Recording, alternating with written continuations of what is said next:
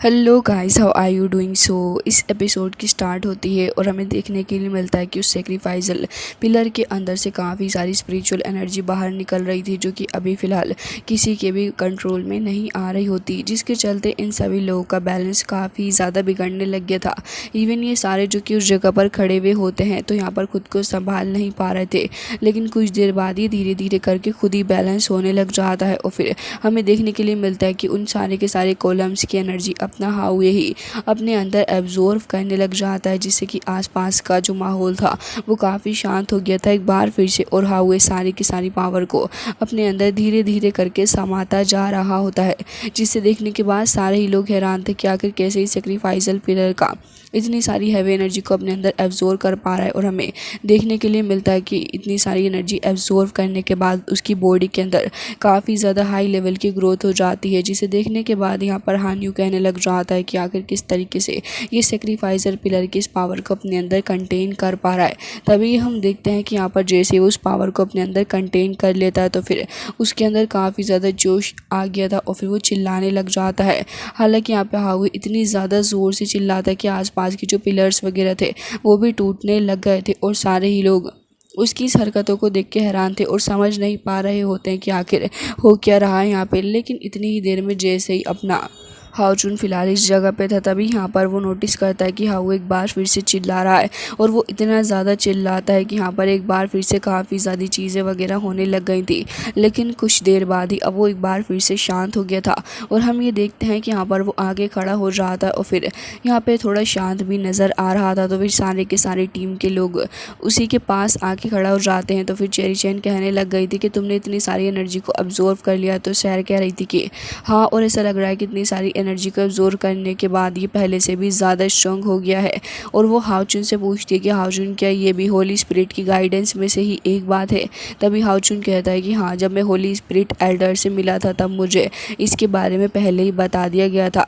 हालांकि इसके अलावा वो ये भी कह रहा होता है कि मुझे ये नहीं पता कि हाँ वो लगातार ऐसा क्यों कर रहा है एंड यहाँ पे क्यों वो अटैक पर अटैक कर रहा है। हो सकता है कि इतनी सारी एनर्जी उसकी बॉडी के अंदर जा रही है, शायद इसकी वजह से ये सब कुछ हो सकता है। लेकिन यहाँ पे वो पास्ट का सीन भी याद कर रहा था जहाँ पे होली स्पिरिट ने उसे कहा था कि तुम ज़रूर से आंडूमारी को मारने में कामयाब हो जाओगे और तुम्हारे लिए इसमें ज़्यादा प्रॉब्लम नहीं आएगी। जिसके बाद यहाँ पे हाउचुन कह रहा था कि हम लोगों ने उसे मार दिया है और इसको मारने में हम कामयाब भी हो चुके हैं।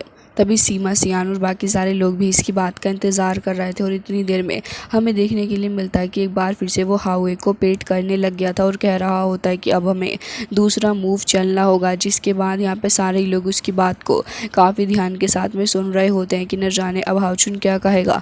तो वो यहाँ पर बताने लग जाता है कि होली स्पिरिट के हिसाब से अब हमें एक्शन लेना होगा। वो यहाँ पर बताने लग जाता है कि जो सन एंड मून जो है वो यहाँ पे होली स्पिरिट के पार्ट हैं और बहुत ही ज़्यादा पावरफुल होली स्पिरिट हो जाती है जब यहाँ पर काफ़ी वक्त से वो रह रही होती है। वैसे तो ये जो आंडूमरियन बाकी सारे लोग हैं वो उसका इस्तेमाल करना चाहते हैं सेक्रीफाइजर पिलर के अंदर, और जब ये जो एरे है वो बहुत ही ज़्यादा एक्टिवेट हो जाता है तब वो लोगों को पकड़ के लेके आते हैं और लोगों के ऊपर वो जो मार्क बना हुआ होता है वो एक्टिवेट हो जाता है। इसके बाद वो ये भी बता रहे होते हैं कि जैसे जैसे होली स्पिरिट सीनियर को डिवोर कर लिया जाएगा वैसे वैसे वो पर्सन और भी ज़्यादा पावरफुल बन जाएगा। जिसके बाद यहाँ पे सारे ही लोग उसकी बातों को सुन रहे होते और कह रहे थे कि जब ये रिचुअल बिगन होगा हमें इससे पहले ही एक्शन लेना होगा। तो फिर सारे ही लोग मोटिवेटेड हो जाते हैं। तो हाउचुन सभी को बताने लग जाता है कि मेरी बात सुनो, हमें इस सेक्रीफाइजल पिलर को डिस्ट्रॉय करना होगा। एंड यहाँ पे वो एक बंदे के बारे में बता रहा होता है और कह रहा था कि और बाकी सारे जो बचे हुए लोग हैं हमें उन सभी को भी मारना होगा। और वो बताने लग गया था कि यहाँ पे ये लोग बहुत ही ज़्यादा स्ट्रॉन्ग है एंड यहाँ पे ये जो 3 रिमेनिंग पीपल हैं इनको ख़त्म करना बहुत ही ज़्यादा ज़रूरी भी है। एंड यहाँ पे वो एक बंदे के बारे में बताता है जो कि शेडो के साथ अपीयर होता है और वो बहुत ही ज़्यादा स्ट्रॉन्ग भी है।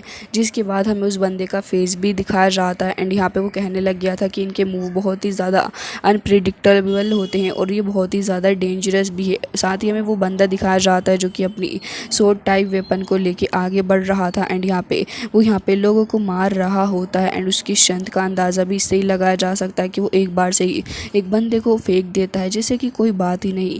जिसके बाद यहाँ पे हमें सेकंड पर्सन के बारे में भी बताया जाता है जो कि काफ़ी ही ज़्यादा स्ट्रॉन्ग था एंड यहाँ पे हाउचुन कह रहा था कि वैसे तो काफ़ी वक्त लग जाएगा इन सारी की सारी चीज़ों को सॉल्व करने के लिए, तो मैंने ये सोचा है कि क्यों ना हम लोग ग्रुप के अंदर बढ़ जाएं और फिर उसके बाद इसी हिसाब से एक्शन ले। तो फिर सारे लोग इस चीज़ के लिए एग्री कर जाते हैं और वो बता रहा था कि लिनसिन, सीमा सियान और साथ ही वांग युआन युआन, तुम सारे के सारे एक ग्रुप में जाओगे और जो जैसा कि मैंने बताया कि नंबर 11 भी तुम्हारे साथ में जाएगा, तो इसे भी अपने साथ में लेके जाओ और ये जो एल्टर्स हैं इन स्नेक एल्टर्स को तुम्हें तोड़ना होगा। जिसके बाद वो कह रहा होता है हान यू एंड शिनलिन, तुम दोनों भी साथ में जाओगे परफॉर्म करने के लिए एंड कह रहा था कि नंबर 12 और चेरी चैन भी तुम्हारे साथ में ही जाएंगे। तो फिर तुम लोग 12th एल्टर की तरफ जाओ और जल्द से जल्द जाके वहाँ पे अटैक करो। जिसके बाद यहाँ पे हाउचुन कह रहा था कि सैर और मैं मिलके यहाँ पे डील करेंगे। जिसके बाद यहाँ पे हम देखते हैं कि प्रिंसेस और प्रिंस दोनों ही यहाँ पे खड़े हुए थे। तभी यहाँ पे हाउचुन कहने लग जाता है कि जैसे ही सारा का सारा प्लान सक्सेसफुल होगा तब मैं तुरंत ही तुम लोगों को सिग्नल दूंगा, जिसके बाद तुम्हें हाउए को बुलाना होगा। एंड यहाँ पे ये बता रहा था कि जैसे ही हाउए की एंट्री होगी सिर्फ उसी वक्त यहाँ पे हम लोग सारे के सारे सेक्रीफाइजल कॉलम को यहाँ पर डिस्ट्रॉय कर देंगे। जिसके बाद यहाँ पे हमें देखने के लिए मिलता है कि प्रिंसेस भी कहने लग गई थी कि ठीक है, लेकिन आप लोग अकेले जा रहे हैं, हमारे बारे में क्या क्या हम आपकी मदद नहीं कर सकते। तभी यहाँ पे हाउचुन कहने लग जाता है कि वैसे तो मुझे पता है कि तुम लोग भी साथ में आना चाहते हो, लेकिन मेरे पास में तुम्हारे लिए कुछ और इम्पोर्टेंट काम है। जिसके बाद यहाँ पर वो उससे उसकी सोर्ड भी मांगने लग जाता है जो कि उसके पिताजी ने दी थी। डाली तुरंत ही उस सोर्ड को दे देता है हाउचुन को और फिर उसके बाद यहाँ पे हाउचुन उसे देखने लग गया था और कह रहा था कि कोई सिंबल नहीं है वर्शिप करने का, इसके अलावा भी ये काफ़ी कुछ है। और वो कहने लग जाता है कि तुम्हें पता है कि सैंड्रन ने हमें क्यों दी थी। जिसके बाद यहाँ पे वो तुरंत ही उसको थोड़ा घुमाने लग गया था और हमें देखने के लिए मिलता है कि उससे वो डबल वेपन को क्रिएट भी कर लेता है। एंड यहाँ पे वो दोनों ही समझ जाते हैं कि आखिर उनके फादर ने ये ट्रीजर उन्हें क्यों दिया था। हम देखते हैं कि यहाँ पे हाउचुन आगे बढ़ता है, फिर एक प्रिंसेस को देता है और फिर साथ दूसरी प्रिंस को भी दे देता है। इसका मतलब ये है कि दोनों ही एग्जैक्टली एक ही तरीके से काम करेंगे और बराबर के हकदार हैं। हालांकि इसके अलावा यहाँ पे वो कहने लग जाता है कि तुम्हें बता दूं कि सैंड्रन के कुछ लोग अभी बाकी हैं जो कि जिंदा हैं, तो फिर मुझे लगता है कि क्यों ना तुम उनके पास में जाके उनकी मदद करो। ये सुनने के बाद तो प्रिंसेस काफ़ी खुश हो जाती है और कह रही थी क्या हमारी ट्राइब के लोग जिंदा हैं। तभी वो कहने लग जाता है कि हाँ, तुमने बिल्कुल सही कहा और जहाँ तक मुझे लगता है तुमको ही उन्हें प्रोटेक्ट करना होगा। जिसके बाद यहाँ पे प्रिंस चार्ली कह रहा होता है कि बिल्कुल मैं अपना नेक्स्ट यही उठाने वाला हूँ, क्योंकि आगे आने के बाद मैं ही अपने ट्राइब को संभालूंगा। जिसके बाद यहाँ पे ये चीज़ प्रिंसेस को बुरी लग रही थी, लेकिन तभी यहाँ पर हाउचुन कहने लग जाता है कि मेरी बात सुनो, अब यहाँ पे प्रिंसेस को आगे जाने दो। और फिर साथ ही वो उसे मोटिवेट भी कर रहा था। जिसके बाद यहाँ पे वही कहने लग जाते हैं तो क्या ये भी प्रोफेसी का एक पार्ट है। तभी हाउचुन कह रहा था कि बिल्कुल इसे जाना होगा, क्योंकि यही चीज़ प्रोफेसी से भी बिलोंग करती है। तब यहाँ पे प्रिंस चार्ली क्या ही कह सकता था, तो वो इस चीज़ को मान लेता है। इसके साथ ही हमें दूसरी साइड का सीन दिखाया जाता है जहाँ पे सीमा सियान, यून प्रिंसेस और गार्ड बाकी सारे के सारे लोग जा रहे थे। तभी यहाँ पे ये लोग सोच रहे होते हैं कि इन्हें जल्द से जल्द आगे बढ़ के अटैक करना होगा, तो फिर आगे की तरफ को आ जाते हैं। लेकिन अभी फ़िलहाल यहाँ पे इन्हें कुछ भी नज़र नहीं आ रहा था, चारों ही तरफ काफ़ी सारा अंधेरा होता है। तो फिर ये लोग तुरंत ही रेडी हो जाते हैं अपने अपने वेपन्स लेके। साथ ही हम दूसरी ओर देखते हैं यहाँ पे हानियू को, जो कि अपनी सोर्ड का इस्तेमाल करते हुए काफ़ी सारी पावर को जमा कर रहा होता है। जिसके बाद वो तुरंत ही उसका इस्तेमाल करते हुए काफ़ी ज़्यादा स्ट्रॉन्ग अटैक कर देता है। तो उसके सामने यहाँ पे अपीयर हो जाता है वही बंदा जो कि कह रहा था कि अरे वाह, तुम आ गए, मैं तुम्हारा ही इंतज़ार कर रहा था। और ये कहते साथ ही वो कुछ ज़्यादा ही शानदार तरीके से रेडी था चूँकि, तो वो तुरंत ही यहाँ पर अटैक करने के लिए आ जाता है। और हम देखते हैं कि काफ़ी स्ट्रॉन्ग अटैक वो थ्रो करता है। हालांकि दूसरी साइड हाउचुन और सायर को दिखाया जाता है वो दोनों भी स्ट्रगल ही कर रहे थे। एंड यहाँ पर वो लोग फाइट करने के लिए एकदम ही रेडी हो जाते हैं, वो खुद को प्रोटेक्ट कर रहे थे। तभी यहाँ पर वो बंदा आ जाता है और कह रहा था कि काफ़ी वक्त हो गया, वैसे यहाँ पर मुझे इस तरीके की कोई अपॉर्चुनिटी ही नहीं दी गई जिससे कि मैं यहाँ पे इतना शानदार तरीके से फ़ाइट वगैरह कर सकूँ। जिसके बाद अब असल फ़ाइट स्टार्ट होती है और हमें देखने के लिए मिलता है एक शानदार क्लैश इन लोगों के बीच में, जहाँ पे हम देखते हैं कि सैर और हाउचुन दोनों ही मिलकर उसके ऊपर अटैक कर रहे थे, साथ ही गार्ड भी अटैक कर रहा होता है। लेकिन तभी हम देखते हैं कि यहाँ पर उस बंदे को काफ़ी ज़्यादा ज़्यादा गुस्सा आ गया था, जिसके चलते वो काफ़ी तेज़ी के साथ हाओचुन के ऊपर अटैक करने वाला था। लेकिन हाओचुन तो उसके ऊपर अटैक करके उसे तुरंत ही पीछे की तरफ को हटा देता है, जिसके बाद हाओचुन एंड सैर दोनों ही आगे बढ़ जाते हैं अटैक करने के लिए एंड दोनों ही हिट करते हैं, जिससे कि आसपास काफ़ी सारी एनर्जी भी रिलीज़ होती है। जिसके बाद वो बंदा पीछे को हट गया था, लेकिन हाओचुन काफ़ी अग्रेसिवली आगे बढ़ता है और हम देखते हैं कि फ्लाई करके अटैक करने वाला था, लेकिन यहाँ पर इस अटैक को भी वो बंदा पहले ही भांप लेता है। जिसके बाद जैसे ये मिलकर अटैक करते हैं तभी ये इन सभी को पीछे की तरफ को हटा देता है। जिसके बाद ये धीरे धीरे करके पीछे हट जाते हैं, लेकिन तभी गार्ड एक बार फिर से अपनी नाइफ को लेके आगे बढ़ता है और उसके हाथ के ऊपर अटैक कर देता है। लेकिन उस बंदे के लिए ये अटैक भी बहुत ही मामूली सा मालूम हो रहा था और हम देखते हैं कि यहाँ पर वो अब गार्ड के साथ में ही फाइट करने लग गया था और लगातार काफ़ी तेज़ी के साथ फाइट कर रहा होता है। लास्ट में वो अपने डिवाइन वेपन का इस्तेमाल करते हुए गार्ड के ऊपर एक काफ़ी ज़्यादा स्ट्रॉन्ग अटैक भी करता है। जिसके बाद हम देखते हैं कि यहाँ पर गार्ड को कुछ नहीं होता, लेकिन वो बंदा एक बार फिर से अपना वेपन लेकर अटैक करने वाला था, तो फिर हाओचुन बीच मार रहा था और फिर हाओचुन आके इस अटैक को रोकता है। लेकिन यहाँ पर उस बंदे को समझ में आ गया था कि वो ऐसे तो इनसे डील नहीं कर पाएगा, तभी उसने अपने काफ़ी ज़्यादा पावरफुल एक ह्यूज स्नेक को समन कर लिया था, जो कि एकदम ही जैसे ही अपीयर होता है वो तुरंत ही चिल्लाने लग गया था। हाओचुन भी यहाँ पर अपने डिवाइन सोर्ड का इस्तेमाल करता है और फिर उसी का इस्तेमाल करते वो काफ़ी सारी पावर को समन करता है और वो यहाँ पे गान्युआन डबल ड्रैगन सोर्ड अटैक करता है, जहाँ पे 2 होली ड्रैगन अपीयर हो गए थे और वो दोनों भी काफ़ी ज़्यादा ह्यूज लग रहे थे। जिसके बाद दोनों ही आगे बढ़ते हैं अटैक करने के लिए, तो हम देखते हैं कि वो भी आगे भेज देता है अपने स्नेक को और फिर एक शानदार क्लैश एक बार फिर से हम देखते हैं, जहाँ पे आसपास बहुत ही सादी एनर्जी भी रिलीज़ हो रही थी। सैर भी यहाँ पे उसे एनर्जी को फील कर पा रही थी, जो कि उसे थोड़ी सप्रेस कर रही होती है। जिसके बाद हम देखते हैं कि वो अटैक ख़त्म होता है और ये बंदा एक बार फिर से आगे आ गया था अटैक करने के लिए। हाओचुन भी लगातार इस पे अटैक की बरसात कर रहा था, लेकिन दोनों के ही अटैक एक दूसरे के समान ही होते हैं।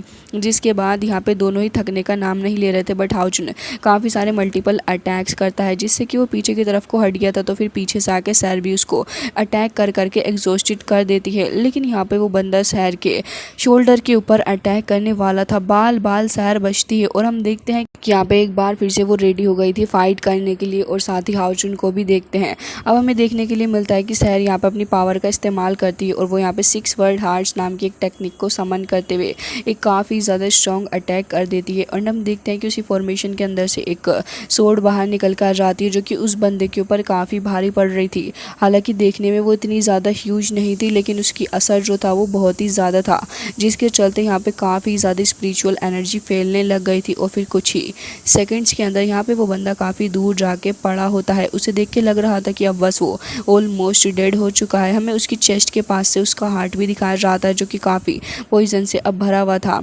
हालांकि यहाँ पे हाओचुन सैर के पास में जाता है और फिर उससे पूछता है कि सैर तुम ठीक तो हो, लेकिन वो बंदा वो मरने के बाद एक बार फिर से धीरे धीरे करके हील हो रहा था और इस बार वो एक लड़की की आवाज़ में उठता है एंड यहाँ पर वो लड़की कह रही थी कि अच्छा तो तुम मेरा इंतज़ार कर रहे थे। हमें देखने के लिए मिलता है कि उसकी एक आइज़ रेड जो कि पहले से ही थी और एक ग्रीन टाइप हो जाती है एंड यहाँ पे हम देखते हैं कि वो काफ़ी लड़कियों वाली आवाज़ में बोल रहा होता है कि अच्छा मुझे बताओ कि बिग ब्रदर आपने मुझे कैसे याद कर लिया। हाओचुन यहाँ पे उसी को देख रहा था, जो कि अब लड़कियों की तरह मटक के चल के आ रहा होता है एंड अभी लड़कियों की तरह ही जेस्चर्स कर रहा था और कह रहा होता है कि अच्छा इतनी आसानी से तो मैं नहीं हारने वाली। और फिर इसके बाद यहाँ पे तुरंत ही आगे बढ़ती है अटैक करने के लिए। तभी यहाँ पे वो कह रही होती है कि मैं तुम्हें नहीं छोड़ूंगी। तो फिर हाओचुन और सैर दोनों ही रेडी हो जाते हैं। अब यहाँ पे गार्ड कह रहा होता है कि ओ भाई चल क्या रहा है यहाँ पे, मुझे तो कुछ भी नहीं समझ में आ रहा। सैर यहाँ पे सोच रही होती है कि जब उसने अटैक कर दिया था तब तो ये बंदा काफ़ी ज़्यादा घायल था, सडनली इसके साथ ऐसा क्या हो गया है। तो जिसके बाद सैर कह रही थी कि अब हमें इसे फाइट करने के लिए रेडी हो जाना चाहिए। जिसके बाद वो लेडी कहने लग जाती है कि हाँ बिल्कुल आगे बढ़ो, अटैक करने के लिए मैं तुम सभी की बॉडी को खा जाऊँगी। और फिर उसके बाद यहाँ पे एक बार फिर से अपना फेमिनिन जेस्चर देते हुए वो यहाँ पे काफ़ी सारी एनर्जी को रिलीज़ करती है। जिसके बाद हमें ढेर सारी डिमोनिक एनर्जी दिखाई जाती है और ये डिमोनिक एनर्जी आसपास के सारे ही इन्वायरमेंट के अंदर फैल रही थी। हाओचुन एंड गार्ड और शायद तीनों ही रेडी हो गए थे अटैक करने के लिए और फिर तीनों ही अलग अलग डायरेक्शन से आगे की तरफ को बढ़ रहे हैं। दूसरी साइड का सीन हमें दिखाया जाता है, जहाँ पे हम देखते हैं कि वही स्नेक गॉड का ब्रदर वहाँ पर आ जाता है और अब वो भी इन लोगों के साथ में फाइट करने वाला था। सीमा सियान जो कि पहले पहले से ही घबरा रहा था, उसके ऊपर पीछे से आके अटैक करता है, जिससे कि वो और भी ज़्यादा घबरा गया था। हमें देखने के लिए मिलता है कि वो अपने आप को किसी काफ़ी ज़्यादा पावरफुल मॉन्स्टर के अंदर डेवलप करके अटैक कर रहा होता है, जिसके बाद ये तीनों ही पीछे को जाके गिर गए थे, क्योंकि वो यहाँ पे इस चीज़ के लिए तो प्रिपेयर नहीं थे। सीमा सियान कहता है कि वो द हेल, ये चल क्या रहा है, मुझे तो कुछ भी नहीं समझ आ रहा, और कह रहा था कि आखिर इसने खुद को ऐसे ट्रांसफॉर्म कैसे कर लिया। तब हमें देखने के लिए मिलता है कि वो यहाँ पे कह रहा था कि मैं शैडो हूँ और यही मेरी खूबसूरती है और अब मैं तुम्हें मारूंगा। जिसके बाद लिनसिन युआन दोनों ही रेडी हो चुके थे और हमें देखने के लिए मिलता है कि यहाँ पे ये लोग मिलके अब अटैक कर रहे होते हैं। काफ़ी ज़्यादा स्ट्रॉन्ग अटैक ये कर रहे थे। सीमा सियान अपने उसी बॉल का इस्तेमाल करता है और वो उसे अब घुमाने लग गया था ताकि और भी ज़्यादा प्रेशर के साथ इस बंदे को हिट किया जा सके। हमें देखने के लिए मिलता है कि वो भी रेडी हो गया था एंड यहाँ पे जैसे ही सीमा सियान बॉल के थ्रू हिट करने वाला था, वो इतना ज़्यादा स्ट्रॉन्ग होता है कि हाथ से ही उस बॉल को पकड़ लेता, फिर उसके बाद सीमा सियान को दूर फेंक के मारता है एंड यहाँ पे युआन को भी दूर ही फेंक के मार देता है, जिससे कि उसके सर पे जाकर चोट लगती है और फिर वो बंदा आगे की तरफ को आने लग गया था और कह रहा था कि वैसे तुम इतनी भी बुरी नहीं हो। हालांकि ये चीज़ यहाँ पे उसे बिल्कुल पसंद नहीं आती और वो तुरंत ही उसे पीछे को हटा देती है अटैक करके, और एक बार फिर से यहाँ पे काफ़ी प्रेशर के साथ अटैक करने के लिए आगे बढ़ रही थी। हालांकि वो बंदा एक बार फिर से खुद को ट्रांसफॉर्म कर लेता है, जिससे कि यहाँ पे युआन उसे ज़्यादा देर तक हैंडल नहीं कर पाती और अल्टीमेटली पीछे जाके वो गिर जाती है। जिसके बाद यहाँ पे वो लगातार स्ट्रगल करती जा रही थी, क्योंकि वो उसे उठ के खड़े होने का मौका ही नहीं दे रहा था, बल्कि लगातार अटैक पे अटैक करता जा रहा होता है। तभी हमें देखने के लिए मिलता है कि यहाँ पे सीमा सियान, जो कि अब बीच में आ चुका था, वो यहाँ पे आके एक बार फिर से अपने भाले का इस्तेमाल कर रहा होता है रोकने के लिए। लेकिन गाइस यहाँ पर इस बात का अंदाज़ा आप इसी चीज़ से लगा सकते हो कि सीमा सियान के पैरों के नीचे की धरती वो तक चटकने लग गई है, इतना ज़्यादा पावरफुल है स्नेक गोड। तभी हमें देखने के लिए मिलता है कि सीमा सियान की स्पिरिचुअल बॉडी भी वहाँ पर अपीयर होती है, जिसके बाद वो बहुत ही ज़्यादा अग्रेसिव हो गया था। लेकिन गाइस अग्रेसिव होने का क्या ही फ़ायदा, क्योंकि उसी का इस्तेमाल तो ये बंदा कर रहा है और वो यहाँ पे काफ़ी कामली अटैक कर रहा होता है। जिसके बाद यहाँ पे लगातार काफ़ी सारे अटैक्स भी वो करता है। सीमा सियान उन सभी को रोकने की कोशिश कर रहा था और वो काफ़ी डेडिकेटेडली ऐसा कर रहा होता है। लेकिन तभी हम दूसरी साइड से देखने के लिए मिलता है कि गार्ड ने ढेर सारे एरेज को समन कर लिया था। हालांकि उस बंदे को इस चीज़ से बिल्कुल भी फ़र्क नहीं पड़ रहा था, लेकिन तभी यहाँ पे वो काफ़ी सारे पावरफुल एरो के थ्रू उसके ऊपर अटैक करता है। हालांकि यहाँ पे ज़रा भी फ़र्क नहीं पड़ता उस बंदे को। सीमा सियान भी खड़ा हुआ था और कह रहा होता है कि आखिर ये सब कुछ चल क्या रहा है, किस तरीके से हैंडल कर सकते हैं हम इसे। लेकिन क्योंकि हम देखते हैं कि इतने सारे अटैक्स के बाद भी वो बंदा फिट एंड फाइन खड़ा हुआ था। तभी लिनसिन यहाँ पे कुछ सोच में पड़ रहा था, फिर अब वो सोचने लग गया था तो उसे याद आता है इसकी शेडो के बारे में एंड वो कह रहा था कि मैं समझ गया हूँ कि आखिर किस तरीके से इससे डील करना है। और फिर वो यहाँ पे अपने आइडिया के बारे में इनको बताने लग गया था और कह रहा होता कि अब मैं अरेंज करूँगा इन सारी चीज़ों को, एंड वो यहाँ पे उसे मारने का इशारा भी करता है। हालांकि इसी के साथ अब हमें एक और साइड का सीन दिखाया जाता है, जहाँ पे हान यू, चेरी चैन और साथ ही गार्ड मौजूद थे। अब जैसे ही यहाँ पे वो एक और गोड अपीयर होता है, वो स्नेक गोड और भी ज़्यादा पावरफुल लग रहा था। हमें देखने के लिए मिलता है कि सेकंड स्नेक गोड काफ़ी ज़्यादा तेज़ी के साथ में अटैक कर देता है, जिसके बाद ही काफ़ी तेज़ी के साथ अटैक करने वाला था एक बार फिर से, लेकिन गार्ड आके उसके ऊपर अटैक करता है, जिससे कि यहाँ पर वो उसे एक हाथ से ही रोक लेता है। एंड इसी से इसकी पावर का अंदाज़ा लगाया जा सकता है। इवन वो यहाँ पर उसे पोक करते हुए ये भी कह रहा था कि बस इतना ही तुम कर सकते हो, मुझे लग रहा है कि तुम इसे और भी ज़्यादा अच्छे से पुश कर पाओगे, थोड़ा और ज़्यादा करो। जिसके बाद यहाँ पे गार्ड प्रेशर को और भी ज़्यादा बढ़ाने लग जाता है। लेकिन भाई साहब हमें देखने के लिए मिलता है कि यहाँ पे वो तो अपने पाम के थ्रू ही गार्ड की चेस्ट के ऊपर अटैक करता है। हालांकि यहाँ पे गार्ड ने उसके शोल्डर को पकड़ लिया था, लेकिन वो तुरंत ही उसे पीछे को फेंक के मार देता है। हान यू भी यहाँ पर ये देख के काफ़ी ज़्यादा हैरान था और सोच रहा होता है कि वाकई ये बंदा पावरफुल है। एंड यहाँ पे गार्ड भी उठ के धीरे धीरे करके खड़ा हो रहा था और एक बार फिर से वो थोड़ा गुस्से में आ चुका था। हालांकि अब बारी थी चेरी चैन की, जो कि अपनी पावर का इस्तेमाल कर रही होती और कह रही थी कि जल्द से जल्द बाहर आओ मेरी हेल्प करने के लिए। एंड यहाँ पे वो बंदा भी काफ़ी एक्साइटेड था, वो देख रहा होता है कि न जाने क्या निकलेगा। लेकिन यहाँ पे तो एक छोटा सा काफ आ जाता है, जिसको देखने के बाद तो यहाँ पे चेरी चैन खुद भी घबरा चुकी थी और वो बंदा यहाँ पे कह रहा था कि अरे मुझे लगा तुम कुछ बड़ा समन करोगी। जिसके बाद वो यहाँ पे ढेर सारे स्टोन्स के थ्रू अटैक करने लग जाता है चेरी चैन के ऊपर। बट यहाँ पे फाइनली आ चुका था अपना हान यू, जो कि यहाँ पे काफ़ी सारे अटैक्स पे अटैक्स करता है। जिसके बाद फाइनली हमें देखने के लिए मिलता है कि इतने सारे अटैक्स के बाद हमें देखने के लिए मिलता है कि यहाँ पे ढेर सारे पॉइजन बॉल भी आ जाते हैं, जो कि अटैक करने वाले थे। एंड वो बंदा हान यू के ऊपर अटैक कर रहा होता है। हान यू भी लगातार उससे डील करने की कोशिश कर रहा था अपनी सोर्ड के थ्रू। उससे डील करने की कोशिश कर रहा होता है। और उसके बाद हमें देखने के लिए मिलता है कि यहाँ पे काफ़ी ज़्यादा स्पीड के साथ में वो आगे बढ़ता है अटैक करने के लिए। हालांकि यहाँ पे वो बंदा वो स्नेक गोड और भी ज़्यादा पावरफुल था और वो ढेर सारी पॉइजन बॉल के ऊपर लेके अटैक करने लग गया था। हालांकि गार्ड एंड हानियो दोनों ही उसे रोकने की पूरी कोशिश कर रहे होते हैं, लेकिन इनको देख के लग नहीं रहा था कि इन सारी चीज़ों का कोई फ़ायदा है। जिसके बाद वो बंदा ये भी कह रहा था कि तैयार हो जाओ क्योंकि तुम बहुत ही जल्दी हारने वाले हो। लेकिन दोनों ही यहाँ पे शील्ड बना के खुद को प्रोटेक्ट करते हैं। इसी के साथ यहाँ पे चेरी चैन भी कह रही थी कि न जाने अब क्या होने वाला है, लेकिन हानियो हार मानने के लिए तैयार ही नहीं था। लगातार वो पॉइजन से अटैक पर अटैक करे जा रहा होता है एंड हानियो काफ़ी ज़्यादा गुस्से में था। लेकिन गाइज यहाँ पे उसके अटैक्स इतने ज़्यादा पावरफुल थे कि शील्ड ही टूट जाती है। जिसके बाद वो बंदा इन्हें परेशान कर रहा था और कह रहा होता है कि मैंने ये एक्सपेक्ट नहीं किया था कि ये शील्ड इतनी ज़्यादा जल्दी टूट जाएगी। मैं तो अभी थोड़ी देर और तुम्हारे साथ में खेलना चाहता था। वो सामने की तरफ को देखने लग जाता है तो फिर यहाँ पर उसे पता चलता है कि दोनों अभी भी जिंदा हैं और अपनी फाइटिंग स्पिरिट के साथ में खड़े हुए हैं। जिससे कि यहाँ पे हानियो अपनी सोर्ड का समन करते हुए कह रहा होता है कि खेल तो अभी बाकी है बच्चे। एंड इसके बाद वो काफ़ी ज़्यादा पावरफुल अटैक करने के लिए आगे भी बढ़ रहा होता है, लेकिन वो बंदा वो स्काई में चला जाता है और अपनी पावर का इस्तेमाल करते हुए अटैक करता है हानियो के ऊपर। हालांकि यहाँ पे हम देखते हैं कि हानियो काफ़ी ज़्यादा इंजर्ड हो चुका था, तो फिर चेरी चैन एंड गार्ड दोनों ही उसे संभालने के लिए आते हैं। जिसके बाद अब गार्ड को बहुत ही ज़्यादा गुस्सा आ जाता है, तो हमें देखने के लिए मिलता है कि गार्ड अपनी शूरा स्लैश का इस्तेमाल करता है। हानियो भी यहाँ पे अपनी पावर का इस्तेमाल करते हुए काफ़ी स्ट्रॉन्ग अटैक करता है। एंड हम ये देखते हैं कि यहाँ पे वो बंदा वो भी दूसरी साइड से काफ़ी स्ट्रॉन्ग अटैक करता है। अब यहाँ पे अटैक्स आपस में ही एक दूसरे से टकराने लग गए थे, लेकिन तभी यहाँ पे चेरी चैन कह रही थी कि मैं इंटरनेटी से भी ज़्यादा आगे जाके मैं चाहती हूँ कि आप मेरी हेल्प करें, प्लीज़ मेरे कॉल को सुनिए। और हम देखते हैं कि यहाँ पे काफ़ी ज़्यादा पावरफुल शील्ड अपीयर होती है चेरी चैन की बात सुनने के बाद, जो कि अब फाइनली जाके उसकी हेल्प करने वाली थी। उसी के अंदर से श्वान फीनिक्स बाहर निकलती है और हम देखते हैं कि वो फीनिक्स भी अब यहाँ पे आ चुकी थी गार्ड और साथ ही हानियो का साथ देने के लिए। जिसके बाद उस कोड को देखते हैं जो कि कह रहा था कि डैम इट, अब भला मैं इसे कैसे डील कर सकता हूँ क्योंकि ये और भी ज़्यादा प्रेशर बना रहा है मेरे ऊपर। अब तीनों ही यहाँ पे लगे हुए थे और एक तरफ ये बंदा अकेला होता है जिससे कि देर तक तो इस चीज़ को रेसिस्ट कर नहीं सकता था। तभी यहाँ पे वो पूरी कोशिश कर रहा होता है, अपोजिट पार्टी से भी पूरी कोशिश चल रही थी। लेकिन तभी यहाँ पे एक बार फिर से वो आंडूमारी वो एक बार फिर से अपीयर हो जाता है और यहाँ पर उसे देखने के बाद वो कह रहा था कि फोर्थ ब्रदर आप आ ही गए मेरी हेल्प करने के लिए। मुझे नहीं पता था कि मदर अपनी मैजिक का इस्तेमाल करते हुए आपको वापस से रिबॉर्न कर देंगी। जिसके बाद यहाँ पे वो कह रहा होता है कि चलिए आइए अब मेरी मदद करिए, हम दोनों ब्रदर मिलके इनको ख़त्म कर डालेंगे। जिसके बाद हमें वो क्लैश एक बार फिर से देखने के लिए मिलता है। यहाँ पे ये लोग अब थोड़े घबरा भी गए थे कि अब न जाने क्या होगा, लेकिन यहाँ पे कुछ अनएक्सपेक्टेड हो जाता है क्योंकि गाइस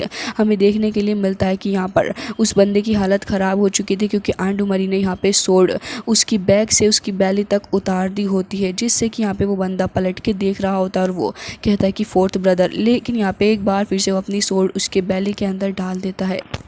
गाइज इसी के साथ आज का ये एपिसोड हो जाता है एंड आई रियली होप कि आपको ये पसंद आया होगा। मिलते हैं नेक्स्ट वीडियो में, तब तक के लिए bye bye, take care of yourself.